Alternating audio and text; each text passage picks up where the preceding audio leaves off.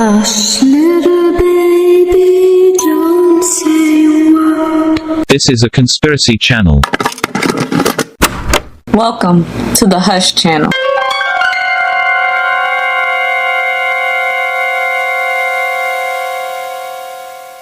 Spanning a sprawling area of approximately 47,000 square miles across Missouri, Arkansas, Oklahoma, and Kansas, encased by its borders of the mighty Mississippi River to its east and the Ozark Plateau to its west, and defined by its rolling hills, deep valleys, picturesque rivers, scenic landscapes, lush chanting forests, and captivating limestone formations, nestled within the heartland of America, lies a region of the Appalachian Mountains known as the Ozarks. It is a rather captivating terrain that weaves together the beauty of nature with a rich tapestry of history while serving as an ode to nature's artistry. But oh, this beauty has its beasts, and as above, so below. There is something beneath these mountains. What lies beneath there? Beneath there, beneath that land. Wild caves are caves that have little to no provisions, making these caves hard to navigate and access for the general public. If these caves happen to be accessible, they should not be attempted to navigate without extensive preparation, as wild caves are cesspools for many dangers, even for the most knowledgeable, prepared, and experienced of cavers. The Ozarks happens to host 2 of the top 10 states with the most caves. Missouri, with 7,300 plus caves that we know of, and Arkansas, which has over 2,000 documented caves. Most of these 2,000 being located within the Ozark region, and most being labeled as wild caves. There are many who have just no clue how large, lengthy, and deep caves can be. People who have never stopped and thought twice about such a thing. To put things into perspective, in 1781, French military officer and explorer Leclerc Milford led hundreds of Creek indigenous through a series of caverns near the Red River, which passes through Arkansas, Louisiana, Oklahoma, and Texas. The Creek told Milford that their ancestors had once emerged from the center of the earth to the surface from this very same cavern, a narrative that is shared amongst many of the indigenous worldwide. Milford himself noted that these caverns could easily contain between 15,000 to 20,000 families. These are the types of numbers that make large societies, and this is just the part of the cave that Milford saw. Imagine what he had not seen in the vast spaces there, and the potential inhabitants thereof. The Choctaw people of Mississippi also have a myth of underground origins. They believe that their ancestors emerged from the Naniwaya Cave Mound, a 50-foot tall natural geological formation which is hidden in a swampy forest area, approximately 1.5 miles east of a better known artificial mound and tourist site. The hill has several natural openings, some of which have been sealed up. The Park Service seems to have no good explanation for this, and it is said by the Choctaw to be the entrance to a vast underground realm. One legend has it, in ancient times, the Choctaw were invaded by a race of red and blonde-haired white-skinned giants who bore sharp clubs, swords, and axes, and wore an extra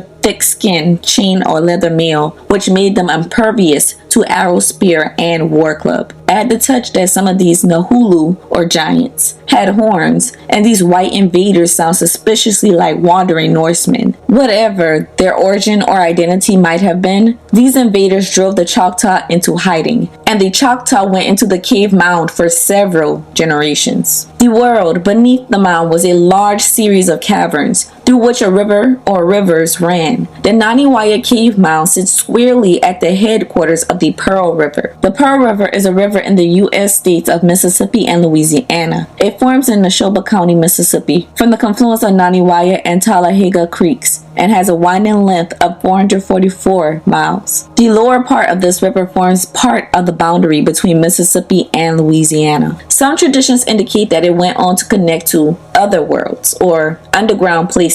Staying underground for many generations, the Choctaw emerged to wage a form of guerrilla warfare on their enemies, eventually winning by using darts coated with a poison made from the mushrooms found in the caverns. Victorious, they emerged again into the sunlit world. One tradition holds that this emergence of a generation of people who have been born underground is the basis for the mound origin myth, and that in fact, the Choctaw had arrived centuries earlier after leaving a sunken land which had foundered in a distant western ocean, presumably the Pacific Ocean's lost continent of Mu, whose sinking is the reason for the ring of fire around all the lands that touch the Pacific Ocean to date. After many wanderings and travails, they arrived in the southeast, where they found the natural cavern mound which would later serve as a place of refuge. But other Choctaw beliefs dispute this, claiming that not just the Choctaw, but the Muskogee, Cherokee, and Chickasaw peoples emerged from the mound as well, having all been one people in the underworld. Today, the Choctaw still believe that a variety of strange supernatural beings either inhabit the cave mound or dwell in the wooded hills that surround it. One of these is the Champai, a hair-covered man-like giant who has a terrible odor and who stays underground during the day. The Champai is a sort of Sasquatch, but the underworld connection is there. Also present are the Kawanakasha, also called Bopoli, stone thrower, a type of supernatural and mercurial dwarf. These live within not just the woods of Mississippi, but within the cave mound itself. Like the Norse dwarves, they are the hoarders of vast knowledge. The mound is also the home of giant serpents and perhaps a host of other beings. Among the latter is the Nalusa Falea, or long black being, who is humanoid yet slides on his stomach like a snake. His pointed ears only accentuate his reptilian appearance. Another variant is the Nalusa Cheeto, big black being, who emerges from underground dens to capture women and children, presumably for supper. But this abduction scenario is by now a familiar one, and is very similar to the abduction and changeling accounts of Celtic and Scandinavian tradition, which were often for purposes of maintaining genetic diversity. The goblin, Hokukolonte Shi, is a shape-shifting creature believed to haunt the region as well, and is very similar to the Puka or Buka of the British Isle. So are the Nalusa twins for that matter. While this information pertains to the Choctaw, Mississippi, which is outside of the Ozarks, it also pertains to the Ozark region, as will be shown throughout this tape and latter tapes.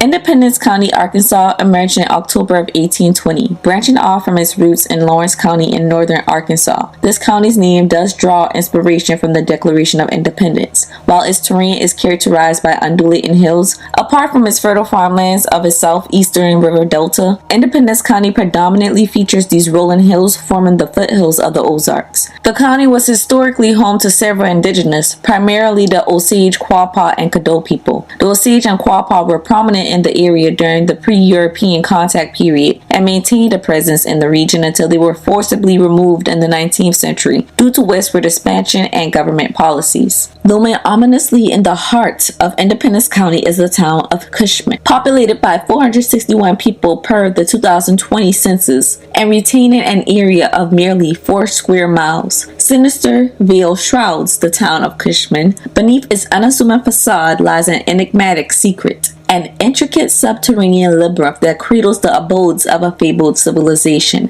Whispers speak of the fathomless glowing caves, a subterranean network that shelters a mystifying race, towering at a ghastly height of 7 to 8 feet. Their haunting moniker, the Blue People, draws from their aberrant skin hue, which defies nature's palette. For every myth conceals a kernel of truth, but here on these tapes, we often find the kernels are more like boulders when you dive deeper. This is yet another mystery that now unfurls within another tape of the chilling chronicles of Appalachia After Dark. Before we begin our audio transcript, here are a few key details to know. Richard Shaver was an American writer known for his science fiction stories published in the 1940s and 50s. He gained fame for his controversial Shaver Mystery series, which was published in the sci-fi magazine Amazing Stories. The Shaver Mystery series revolved around the stories of an ancient race of beings called the Dero, D-E-R-O, who were believed to have once inhabited Earth and later moved underground. According to Shaver, these Dero possessed advanced technology and were responsible for various supernatural and paranormal phenomena, including UFOs, telepathy, and mind control. The series described the conflict between the Dero and their counterparts, the Tero, T-E-R-O, who were supposedly working to protect humanity from the Dero's malevolent influence. The Shaver Mysteries gained a cult following and sparked numerous debates within the science fiction community. While some believed that Shaver was a great imaginative storyteller of pseudoscience and fantasy, others believed he was presenting the truth, and the truth was stranger than fiction, and that the messages would reach those who had the capacity to understand and connect the dots within his stories. Bruce Allen Walton, better known by his pen name Branton, claimed to be a former sleeper cell agent for the CIA whose writing revolved around different conspiracy theories relating to secret underground military bases belonging to the CIA and National Security Agency, NSA, underground bases. He tells of being an alien abductee all throughout his childhood while being reared in a Masonic religious fraternity. Branton composed texts such as that of the Branton Files, the Dulce Book, the Battle at Dulce, the Cult of the Serpent, the Secrets of the Mojave, the Omega Files, Greys, Nazis, underground bases, and the New World Order. And then there is the Underworld Empire, from which comes the excerpt we will now listen to.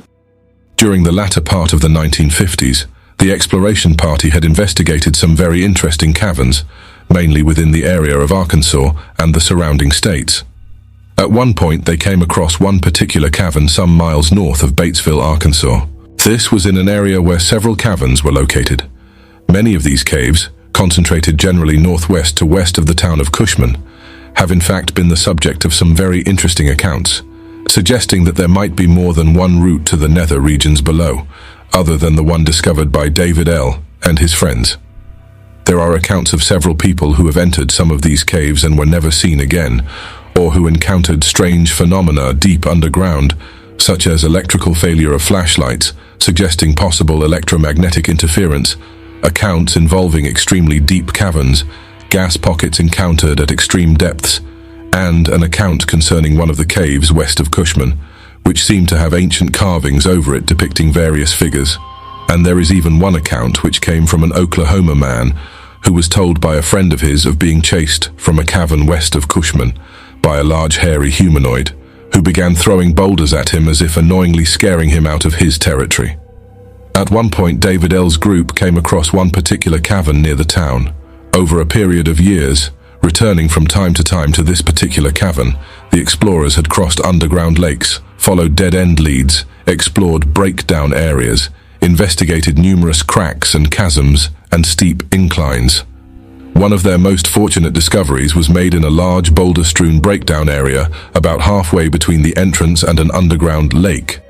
They noticed a crack in the path which they had found through the boulders, and, following this crack into the thick of the breakdown, they came across another area where the crevice widened enough to allow them entrance. Following this, they descended for a very great distance, for a very long while, down a sloping 45-degree incline, so steep in places that rope had to be used. This steep sloping passage led them past a couple of horizontal side passages, which they followed a few miles to dead ends and continued deeper through at least one more crevice. Eventually they emerged into a large cavernous area, hundreds of feet high and long, which they named Glass Cave because of its features, and used it as a central camp in subsequent explorations. The remarkable thing about this cavern, however, was their claim that it was located almost 4 miles beneath the surface of the earth, which would definitely make it deeper than any other officially recognized cavern. Time and again, they explored the mazes and labyrinths deep in the earth using the Glass Cave as their central camp. 2 passages in the far wall of this chamber, opposite from the crevice through which they first entered the Glass Cave, were each explored for 3 days continuously before they decided to turn back. According to David L., these passages still continued onward with no end in sight. Could these have led to the gloomy Hadean-like caverns, which they were to see later, and which they alleged contained gigantic serpents or snakes capable of crushing a human being to death in a few seconds? After some experiments involving airflow within the Glass Cave, the explorers were able to trace slight air movements to another, as of yet, undiscovered crevice hidden within the wall, not far from the crevice which they had entered from above. This passage, though relatively small, continued still, deeper into the earth. They explored the steep incline for what they approximated to be a mile, before reaching an area of breakdown. This seemed to be the end of the line, just as they were about to turn back in disappointment from this passage, which had taken them deeper than they had ever been before. One of the members of the team noticed that the light of their carburetor lamps seemed to have a faint amber tint to it, All of them were perplexed, wondering what would be causing the phenomena. It was decided that they would all turn off their lamps in order to see if the greenish luminescence remained. They did so, and a minute or so afterwards their eyes adjusted to the darkness, and they could faintly distinguish a greenish luminescence, which seemed to emanate from the lowest part of the passage, in an area where heavy breakdown seemed to close off any further progress. George White was the first one to make his way to the spot in the breakdown area from which the faint light seemed to emanate, and after removing more rocks, they discovered that still another crack or crevice, barely wide enough for one man to enter at a time, descended vertically from beneath the breakdown. According to David L., White volunteered himself to be the first to explore the crevice, and soon afterwards, he was on his way down.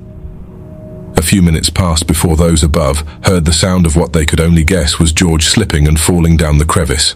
After a period of uncertainty, those above, concerned for his safety, were relieved to hear the faint voice of George White rising up from apparently several dozen feet below.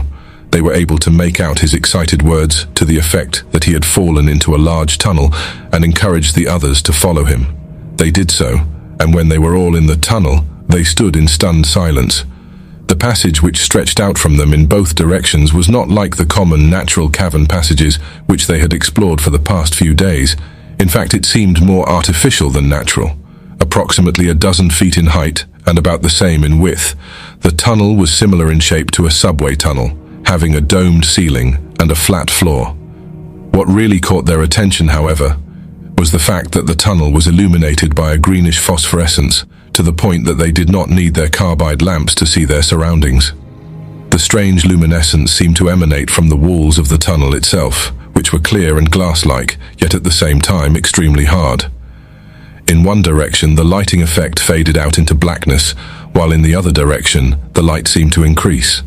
One of the members suggested that the light might be coming from the surface, and that they might be in one of the old mines which existed in the area of the cavern entrance. But others brought up the fact that, according to their calculations, they were at least 5 miles beneath the earth, and therefore the light probably did not come from the surface. Subsequently, the explorers decided to investigate in the direction of the light, since it would allow them to keep some carbide in reserve for their return trip. At one point, the tunnel, which was apparently cut through solid rock much of the way, and then glazed over with the hard, transparent substance, opened into a gigantic cavern. Actually, this occurred several times and at intervals, as if those who constructed the tunnel intentionally meant for them to intersect the various cavern systems. Did the ancient builders of this tunnel system possess a combination of gravitometers, X-rays, and sounding radars to detect these cavities? Even as it passed through these large caverns, the tunnel still continued in the form of a transparent domed enclosure, still the same shape as before, yet this time the hard transparent substance was in the form of a wall a foot or so thick that protected the group from the outside or cavern environment. And fortunately so, for beyond the luminescent walls were black expanses of gloomy darkness, within which they could faintly make out huge moving and slithering figures of what seemed to be giant serpents and other grotesque reptilian creatures, as well as other non-reptilian creatures, including giant insects. If not for the fact that these creatures were physical, tangible things, these dark caverns could have been likely candidates for the legendary Hades of Greek and Hebrew tradition. The most shocking surprise of all, however, occurred on the third day after exploration of this tunnel began, a considerable distance from the crevice from which they entered the tunnel. They were walking along when all of a sudden they turned around and found themselves face to face with a group of human-like beings who stood around 7 to 8 feet tall. Their skin had a faint pale bluish, almost clay bluish tint to it, and their eyes were relatively large and owl-like. But they were definitely human, according to David L., who was on this particular expedition. The people took out some type of electronic device, apparently some kind of parabolic communicator, and after a few attempts they succeeded in establishing a communication link using the electronic translator. At this point their story becomes even more complex, and the exact series of events in their chronological order are rather undefined. First, the strange people made it known that the tunnel led to a network that went all throughout the earth and to even greater depths. They had certain types of instruments that could monitor from a distance the emotional field or makeup of a person, and thus determine their intentions. It was only because The group was found to possess an emotional makeup indicating relatively non-violent and non-selfish motivations that they were chosen to be contacted. They made it known that the Cavers could have traveled through the underground tunnels for weeks and would not have discovered their city if they did not wish them to. Here, then, are some of the other incidents which allegedly occurred after the group encountered the strange people, or rather, after these people contacted the group. Chronological sequence uncertain. 1. The group learned that the tunnels continued for hundreds of miles at least. After the initial contact, the topsiders were taken to a hidden elevator and were then taken through this to the city where these people resided. This community was apparently made out of a glass-like substance, somewhat like the makeup of the tunnels themselves. 2. Their lifestyle, way of life, society, government, etc., was described as being radically different from that which existed on the surface. These people possessed a book of laws, or a moral code by which they attempted to live. According to David L., if any of their society became violent or became a threat to the rest, they were expelled into the tunnels, given sufficient provisions to make it on their own, and generally forced to seek out their destiny in other parts of the nether regions. This punishment for unrepentant criminals was apparently practiced only on very rare occasions. 3. The technology used by this civilization was very complex and is based largely on the technology of the lost races who lived before the flood and whose demise resulted in the abandonment of the subterranean system, along with all of the sophisticated technology which had been left there as well. The race encountered by David L. and his group allegedly were direct descendants of Noah and were of a race of explorers who came to the Western Hemisphere some centuries following the deluge and discovered and took up residence within the ancient subsystem where they now resided. Some of the technology left by the ancients is still not understood by the people encountered by the speleologists. The group was also shown tremendous dark caverns, miles beneath the city, where the subterraneans had found ancient ruins of this ancient lost race. Some of these buildings were sealed, apparently the desperate act of the vanished race who built them. 4. Some of the caverns, especially the extremely deep ones in which the ancient cities were found, were miles in diameter. Some were pitch black and so still and silent that a whisper could seemingly be heard miles away. Some of the upper caverns through which the tunnel penetrated contained not only serpent-like creatures but also huge, hairy humanoids, perhaps tied in with the Sasquatch family. These, however, were particularly violent in nature, possibly due to their environment and constant proximity to the serpents. Apparently, there was an ongoing conflict between the hairy humanoids and the reptilian creatures in the caverns. According to David L., these hairy giants had faces only a mother could love. On one occasion, their subterranean friends demonstrated some type of handheld beam weapon by pointing it at one of the large serpents, which could be seen through the tunnel walls. The beam melted through the transparent barrier, and the serpent disappeared in a sizzling glow of fire. 5. The group attempted to tell their story to friends of theirs on the surface. Apparently, they made several trips after their first encounter with the blue-skinned race. However, their story was rejected and met with mockery and ridicule. They attempted to gather proof of their visit and made a special trip down under just for that purpose, and succeeded in capturing a giant cave moth which roamed the deeper caverns. They placed it in a bag, and upon returning topside they opened the bag and exposed the creature to the brilliant summer sun. For some reason the sunlight had a disintegrating effect on the insect, and before they could show it to anyone as proof, it had dried up, become brittle, and eventually crumbled to dust. After this, they gave up all attempts to get anyone to believe them, and resigned themselves to keep the secret among the 12 individuals who made up the exploration and support teams. That is, until David L. was given permission to reveal the story to the no late Charles A. Marcoux. Note: Marcoux incidentally died as a result of a heart attack while exploring the surface areas around the Cushman caves. His wife described it as a sudden and irrational attack of fear, resulting from a swarm of bees that Charles had encountered.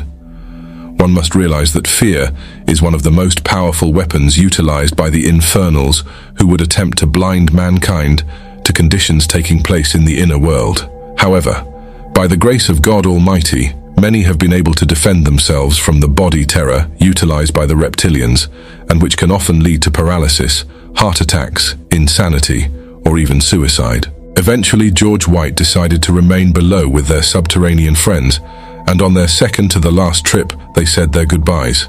They allegedly made one more trip afterwards, during which they met with their friend, who was doing well for the last time.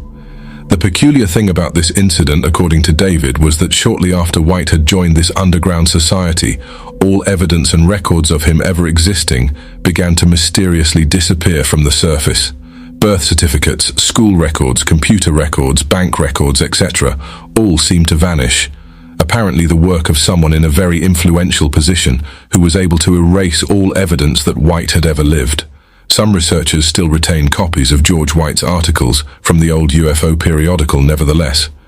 This would open up the possibility that this underground race closely monitors events on the surface and even has workers in various influential positions who act as mediators in surface society. Everything points to the fact that this subterranean race prefers its privacy and does not wish to become involved in the political conflict and chaos which has for untold centuries plagued the surface world by warring factions, constantly fighting over territorial rights, etc. There is apparently much more to this account than we can relate here. However, for various reasons, specific information other than that which we have just related will have to remain confidential. One can seemingly find connections between this account and others, which have been related by other sources. For instance, John Lear has stated to some researchers that certain Apollo astronauts encountered another Terran or Earth-based race on the Moon, a race that apparently made it there long before America did, and this 7 feet tall, large-eyed race of humans seems to fit the same description as that given by David L.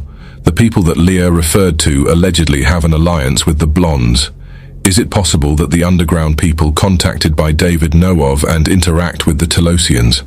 Whether this small item has any connection with the people allegedly encountered by the speleologists is uncertain, but it was related by John Keel in his book, The Mothman Prophesies. The Cherokees have a tradition, according to Benjamin Smith Barton's New Views of the Origins of the Tribes and Nations of America, 1798, that when they migrated to Tennessee, they found the region inhabited by a weird race of white people who lived in houses and were apparently quite civilized. They had one problem. Their eyes were very large and sensitive to light. They could only see at night. Is it possible that these people may have later taken up a cave-dwelling lifestyle, if they had not done so previously, to allow themselves more comfortable living conditions?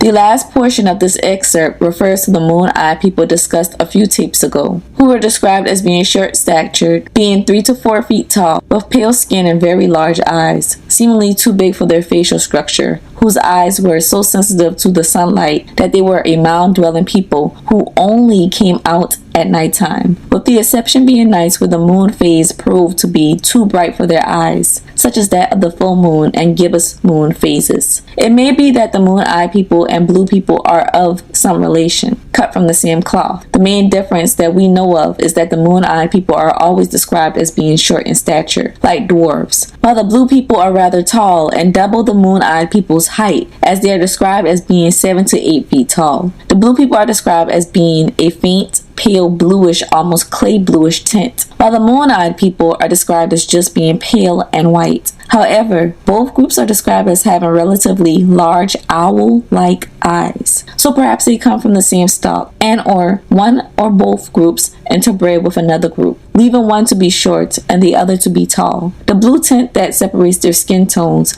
could also be due to the silver known to be in the caves within the Ozarks, in conjunction with being cave dwellers, as caves are lower in oxygen than the surface. Both of these can cause skin to turn blue, and could just be an adaptation along with a mutation that occurred to the blue-eyed people and not the moon-eyed people due to genetic differences and or location differences. There may also be blue moon-eyed people as well, for all that is known. However, the similarities are there. As for what occurred in the blowing caves of Cushman, Arkansas, in the 1950s, George D. White had taken a deep interest in extraterrestrials. Despite this, he had been both fond and a skeptic of Shaver's work, as well as a fan of Charles A. McCall, another sci-fi columnist who George was acquainted with and who was even more fond of Richard Shaver's work to the point of holding public lectures based on Richard Shaver's magazine columns. George and his friends, per the excerpt, went exploring the blowing caves of Cushman, Arkansas, and happened upon something that seemed straight out of Shaver Mysteries. That something was an underground society of people he described as blue people. His experience is documented in the excerpt, and George will later return to the surface after his experience in the blowing caves, but eventually he returned to the blowing caves to live the rest of his life out with the blue people, and all evidence of him ever existing on the surface was scrubbed by said blue people. However, before George White's disappearance, he left behind a written account addressed to Charles McCoe to let him know that what he and Shaver wrote about was right after all, and the Terrell and Darrell were real. George felt obligated to do this due to being a borderline skeptic for years, even when it came to his friend Charles Marco's work. George left this manuscript with a mutual friend to pass along to Charles Marco, but it did not reach Charles Marco until 13 years later. After all, it was not as simple as Googling or looking somebody up on social media back then. If you lost touch with a person back then and they relocated, especially out of the city or state, it would be very hard to locate them again. So this is what occurred. The effect this letter from George had on Charles was so groundbreaking that it ultimately set in motion a series of events